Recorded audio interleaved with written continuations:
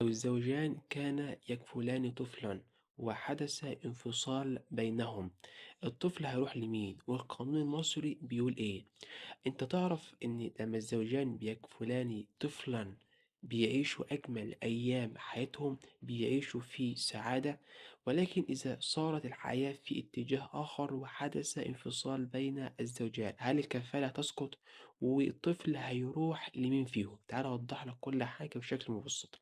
وفقا لقانون الطفل المصري رقم 126 لسنة 2008 واللائحة التنفيذية، أن الكفالة لا تعني التبني بل رعاية شاملة للطفل المحروم من الرعاية الأسرية. طب لو حدث انفصال بين الزوجين، القانون بيلزمهما رقم واحد بإبلاغ الإدارة الاجتماعية أو وزارة التضامن فورا. رقم اتنين، بعد ذلك تقوم اللجنة المختصة بإعادة دراسة الحالة الاجتماعية للطرفين. وبعد الدراسة فسوف يتم اتخاذ أحد الخيارين: إما أن يستمر الطفل مع الطرف الأصلح، أو يتم نقله إلى أسرة بديلة إذا كان هذا في مصلحته. فالطلاق مش نهاية الطريق، ولكن يجب عليك أن تعلم أن الطفل المكفول أمانة كبيرة، والقانون بيحميه وبيدافع عنه بكل قوة.